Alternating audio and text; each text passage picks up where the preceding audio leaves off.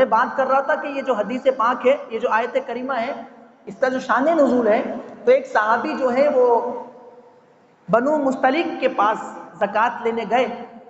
ان کی اس سے اسلام لانے سے پہلے دشمنی تھی، ذاتی دشمنی تھی.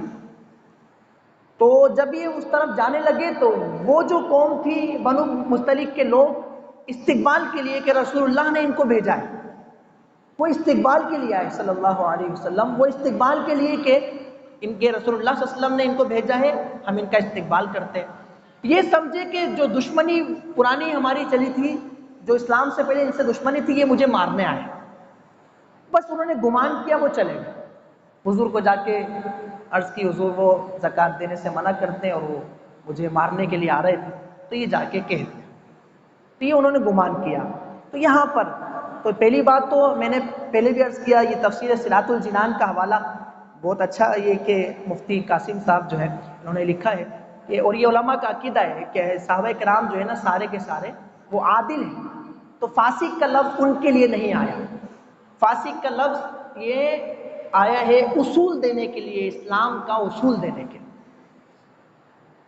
تو پھر جب وہ آئے تو پھر رسول اللہ صلی اللہ علیہ وسلم نے حضرت خالد بن ولید کو بھیجا کہ جاؤ اور تحقیق کر لینا کیا معاملہ ایسا ہی ہے نہیں، کیونکہ اگر ایسا معاملہ ہے تو پھر ان سے جہاد ہوگا، اور اگر نہیں تو پھر تحقیق کر لینا. تحقیق کرنے کے بعد پھر کیا ایسا ہی ہے واقعی میں.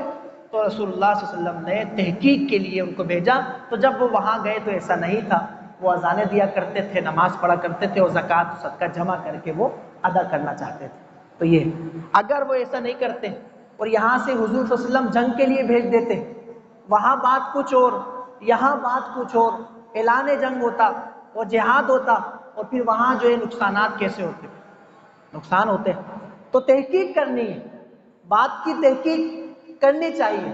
کوئی حدیث سنتے ہیں، کوئی بات دنیا کی بھی کوئی نسخہ ہے، کوئی دنیا کی کوئی بات ہے، کوئی غیر معتبر شخص، خاص طور پر کوئی غیر معتبر، ایک تو فاسق ہے جو علی اعلان گناہ کرتا ہے، اس کی بات کا کیا اعتبار ہے، اس کی بات کا کیا اعتبار ہے. تو اور جو پھر غیر معتبر شخص ہے، اس کی بات کا پھر تحقیق کر لی جائے، اس بات پر تحقیق ہو، اس بات پر صحیح سے ریسرچ ہو، معلومات ہو کہ آیا کہ یہ ایسے ہی بات ہے یا نہیں. ہم تو بس کیا کرتے ہیں، ہم یہ کرتے ہیں بس سنی اور بس. بھائی ہم سے زیادہ دین کی معلومات کس کو ہوگی. ہم ایسے جملے بھی بولتے ہیں، ہمیں پتہ ہے بھائی ٹھیک ہے ایسے ہی معاملہ کرو. شادی بیاہ پر، دیگر تقریبات میں ہم کہتے ہم سنتے ہیں کہ بھائی ہاں ایسے ہی کرو. ہمیں پتہ ہے دین کا، ہم نے زندگی گزاری ہے اور یہ بات ایسے ہی ہے. اس طرح کر کے وہ بڑے گھر کے ہوتے ہیں تو وہ اس طریقے سے.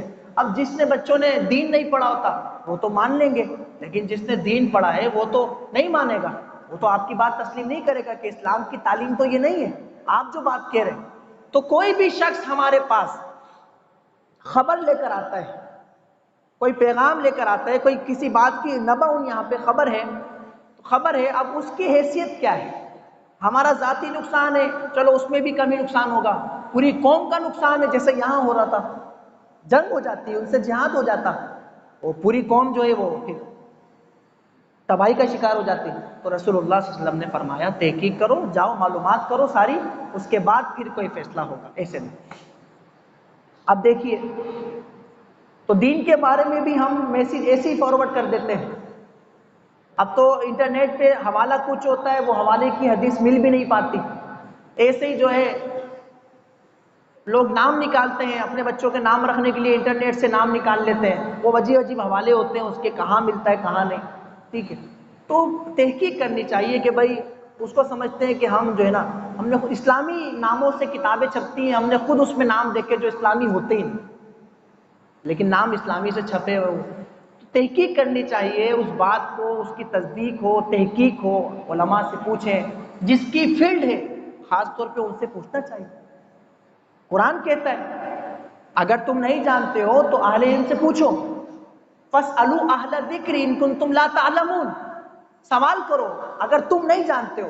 یہ نہیں کہ اپنی منمانی کرتے پھرو، ہاں بھائی ایسا ہی کر لو، ہاں بھائی ایسا ہی ہے.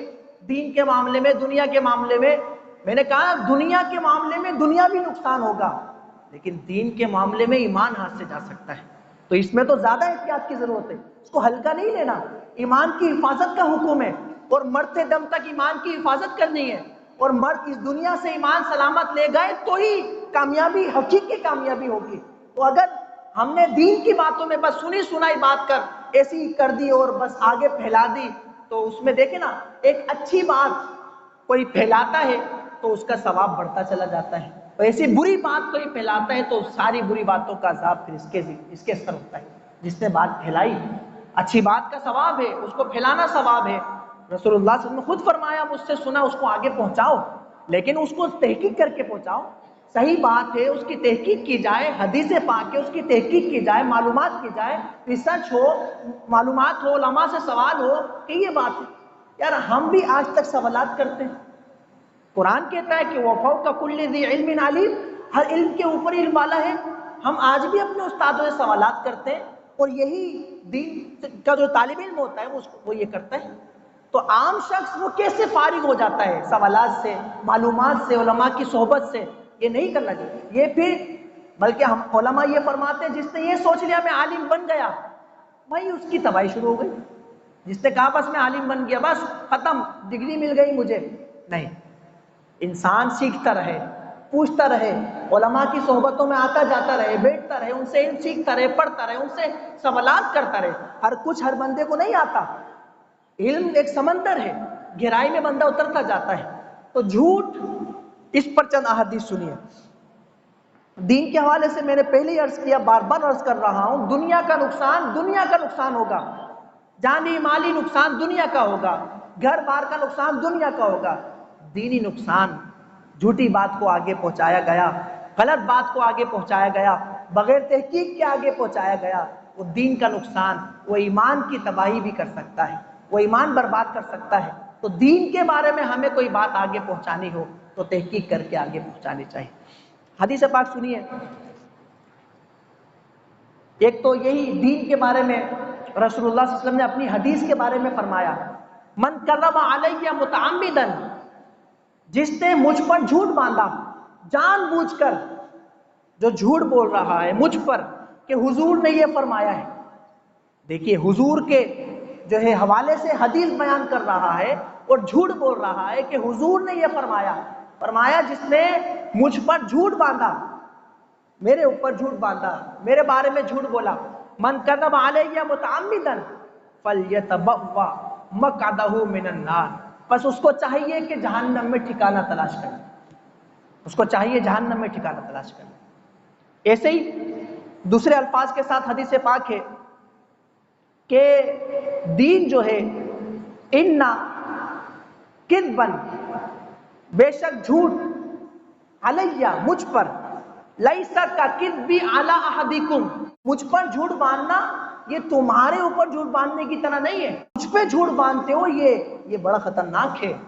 یعنی تمہارا آپس میں ایک دوسرے پر جھوٹ باندھنا اس کا معاملہ دوسرا ہے، لیکن مجھ پر جھوٹ باندھنا یہ بہت خطرناک بات ہے، یہ مجھ پر بہت اس کی زیادہ وعید ہے۔ جیسے پہلے ہم نے حدیث پاک میں سنا کہ وہ فلیتبوأ مقعدہ من النار، وہ جہنم میں اپنا ٹھکانہ تلاش کر لے۔